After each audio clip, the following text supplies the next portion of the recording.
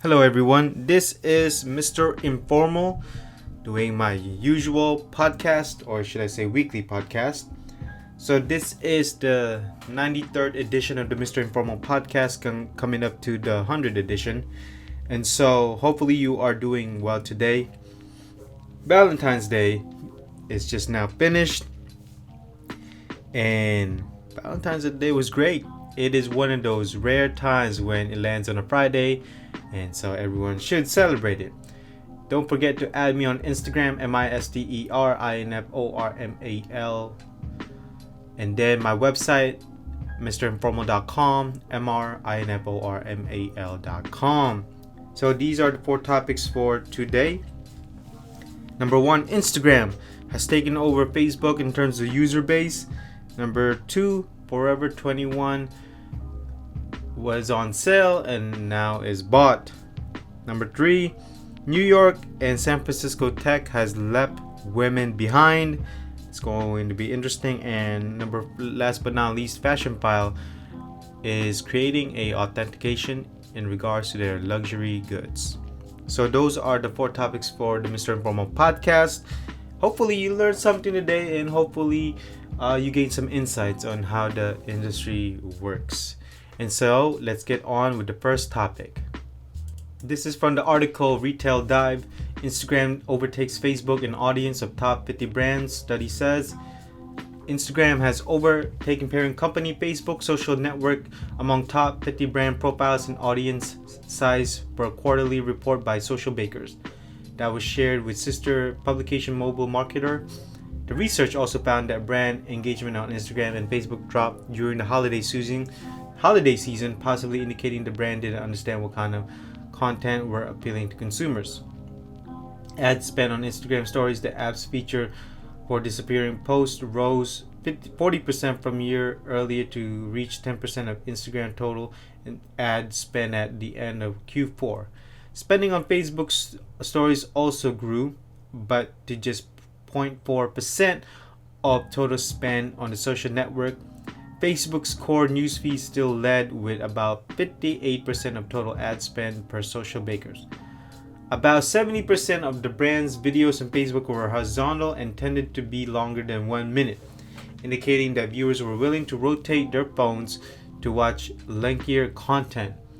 Vertical videos were more than twice as likely to be 30 seconds or less, making 21% of the video count, compared with 9.4% that were longer than 30 seconds. Wow. So, my take on this. Well, I'm not surprised that in terms of audience per size, Instagram is winning. I think that when you have Facebook, obviously people can comment so much. Basically, your whole family is there, your whole friends and family. While Instagram, you are only accepting certain people. And you are only telling people that, hey, this is my Instagram. So there's some exclusivity to it. And I know some people were hiding. But here's the thing. So brands are spending more money on Instagram than Facebook.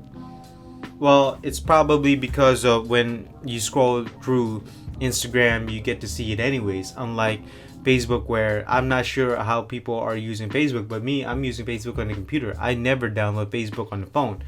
Even so, there are a lot of news stories in Facebook that are just made up or that just spreading. And to me, Facebook algorithm is bad. Instagram algorithm is much better in terms of bringing brands to reach their demographics. And so, not only that, Facebook has come in turmoil because of Mark Zuckerberg in terms of privacy. And yes, I do know that Instagram is owned by Facebook, so I'm not surprised if they're doing the same thing, but it's just bad press for Facebook. And when you have bad press, obviously you're going to lose a lot of brands and a lot of customers, so and so. So another one from the article is that Facebook announced at CES last month that the number of advertisers who uses stories on Facebook, Instagram, or Messenger had doubled to 4 million from a year earlier. Instagram also drove higher engagement than Facebook did during the quarter. So the article is basically saying that people are getting tired of Facebook. But to me, my take is it doesn't matter whether you use Facebook or Instagram. It's still social media. You still are able to communicate with people all over the world. Not only that, Instagram, you get to follow certain brands much easier than Facebook. I learned that Instagram is much easier to access certain brands, and brands are making updates much faster on Instagram than Facebook. So that's just my take on it. And so, would I be surprised if Facebook suddenly disappear from social media? I wouldn't be surprised. I wouldn't really care. But do I see Instagram as being a replacement to Facebook? No. They're a different market. But I do think in terms of longevity, Facebook is still there. I'm just not sure if Instagram is there, because Instagram doesn't have the depth and the deeper connection than Facebook has.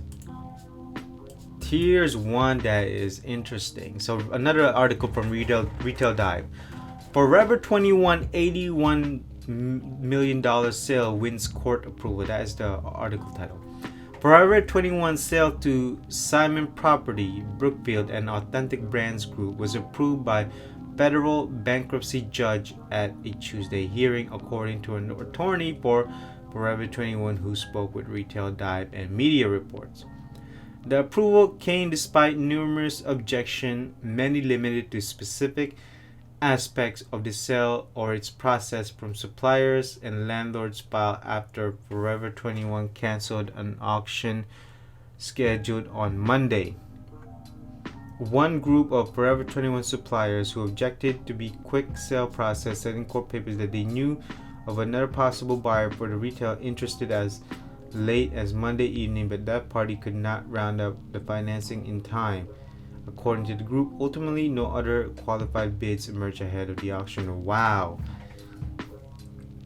I cannot believe that the higher ups, the management, the bosses, all those top positions just gave up on this brand. I mean, 5 years ago, 7 years ago, Forever 21 was on top. I mean, they were opening stores here and there, big marketing. I know that a lot of horror stories behind the scenes because I work in the industry, but in terms of the brand recognition, they are huge. So, moving to another paragraph, the list of stakeholders who objected ahead of Tuesday hearing ran into dozens. Landlords and suppliers are alike concerned they will lose millions as Forever 21 says to the buyer of $81 million, a relatively paltry price for a retailer that is speaking made $4 billion in annual sales. That is exactly what I'm saying. The pot of money has to be spread around numerous creditors. Not only that, Forever 21 owns a lot of merchandise from different factories. I know that because, again, I knew people who worked there. And here's one in the paragraph.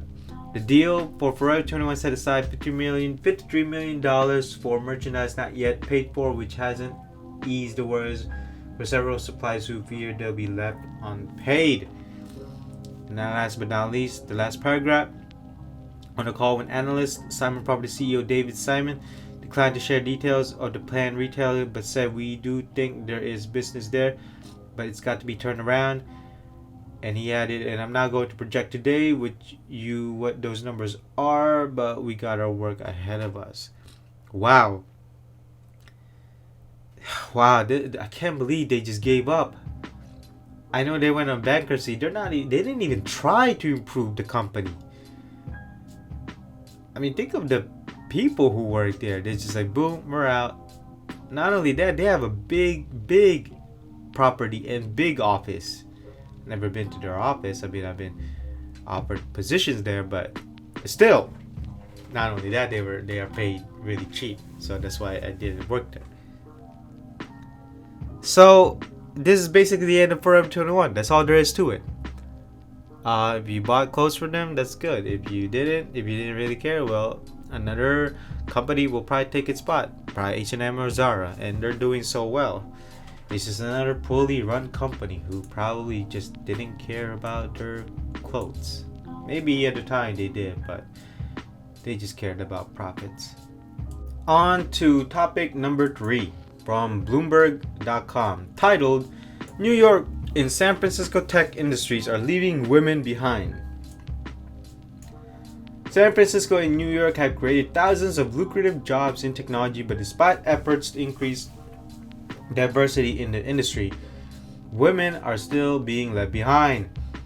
According to data from Smart Asset, no single city or no city's tech sector has figured this out, said Eli, editorial and policy creator of the Center for an Urban Future in New York. Tech jobs are falling behind diversity of the workforce overall. They just tend to be whiter, they tend to be more male, and typically see a notable underrepresentation of Black, Hispanic. Maybe these white people are just into working in tech than Blacks and Hispanics. Not only that, if you look at the population of America, they're just more white than the rest of the minorities. In the US, women made up 26% of the tech workforce nationally, according to Smart Assets.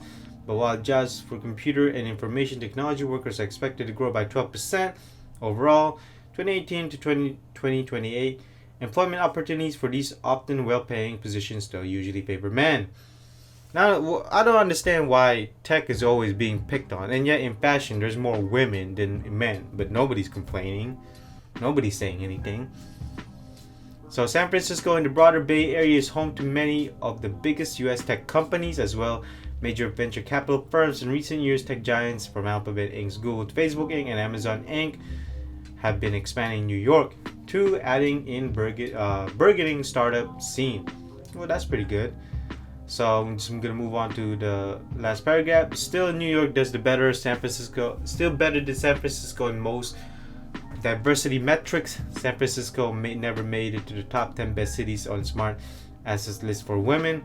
It dropped 33 to 2018 and 23 in 2013. Well, let's just be honest here. San Francisco is also expensive. I mean, I really want to get to the bottom of this. Is the tech industry really leaving women behind? I don't think so. I think it's just that maybe women just don't like working in tech. Maybe if you compare skills for skills, the man is just better or just has more experience. I'm not saying do not hire the women.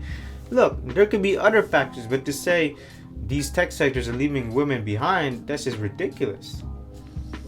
I mean, okay, in terms of they also did a chart. It says women earn less compared to with men, and the salary gap is widening. Okay, that is a problem. Skill for skill, then yeah, I think it should be even. There's no doubt about that.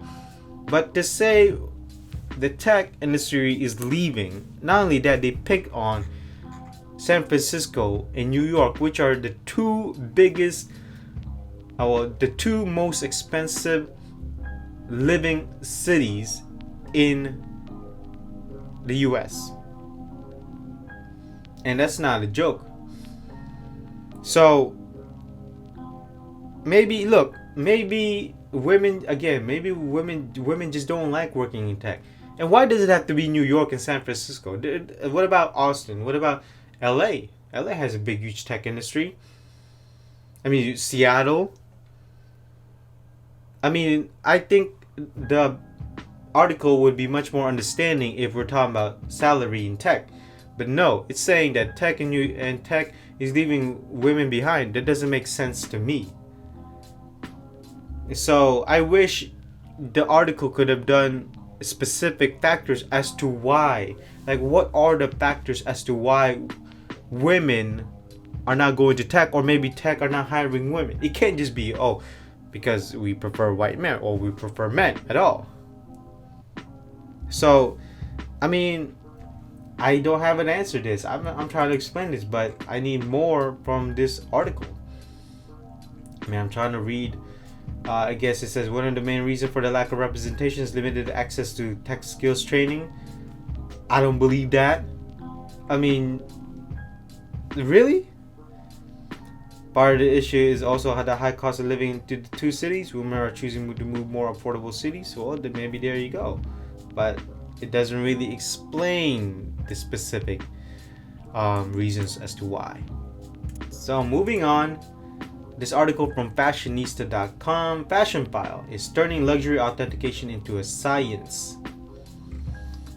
Let's see, the company put this into practice by sending every piece that arrives in its Carlsbad CA campus through a rigorous screen process involving a combination of highly trained staff and top-of-the-line technology. The whole operation is from loading the dock where employees accept shipments of goods waiting to be authenticated to the brightly lit room where products get photographed per precise standards into a lock cage containing hundreds and thousands of luxury pieces. Currently exists in 30,000 square foot building. In front is a showroom where Southern California customers can drop off their bags to be evaluated on site or pick up a new style they've been eyeing.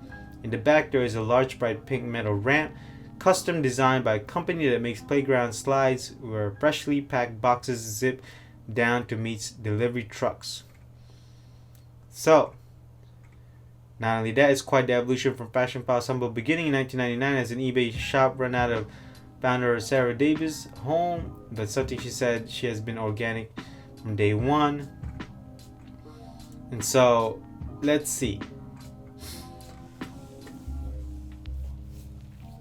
So the Real, as you know, has a problem with this. Authentication. They always say highly trained staff. But number one, I want to know how many pieces are these trained staff are authenticating per hour and per work hours. And how highly trained are they? Or do they go in training? I mean, apparently they're gonna look into something else. So they said that we created all those tools to make it so that as soon as possible when you walk into our door, you can fully capable in your position. Our technology is enabling you to get that way faster. There was a time when you came into Fashionphile as a procurement person who was quoting the bags. It took you months to be helpful to us. Not only that, not satisfied to exclusively applying appliances readily available in the market. However, Fashionphile is also working into bringing the human element into digital form through in-house innovation. I don't even know what that means really. So there can be a number of factors. So a machine that can x-ray a bag to reveal the hardware within. Another giveaway, in particular, well done fakes. Well, you see, let's be honest here. What if the fakes, the materials that they use, are actually the same materials that the real one uses? I mean, let's be honest. The fakes can be made from the same factory. From the, well, I wouldn't say the materials could be from the same factory as the ones that the real was made. Not only that, it could be a buckle, it could be a metal piece, it could be a letter or something. So it really depends. So if you're an employee authenticator, you must undergo 5,200 hours of training in just 7 brands and 6,100 hours they can work within 21 brands. After 6,460 hours, they can work on 32 or more. It's a process they dub Fashionphile University. That's way. I don't know about this. I have my doubts, because unless I see a receipt, like an actual receipt from a store, then that's real. If not, I have to say, you know what, this might be fake. As you know, Hermes, Louis Vuitton, Gucci, Christian Louboutin, a lot of them are fakes. But I mean, I'm telling you, the fake ones are getting much, much better. It's so hard to find. It's so hard to differentiate a fake to a real one nowadays. It's really hard. So I'm gonna have my doubts here, but at least Fashionphile is trying, and not only that, they're actually maybe training these people how to actually find a fake or authenticate. Now again, I have many questions. How many hours items are they scanning? How many hours per day are they scanning? Do they have a goal here? Are they doing what the real does? Is they have certain goals? So I mean, I have so many questions, but at least, hey, maybe Fashionphile is onto something here. And so that basically concludes this Mr. Informal podcast. I hope you enjoy the 4 topics for today, and I hope you gain some insights. And again, don't forget to add me on Instagram, MISTERINFORMAL, and my website, MRINFORMAL.com. And so I will see you in the next podcast. Bye bye.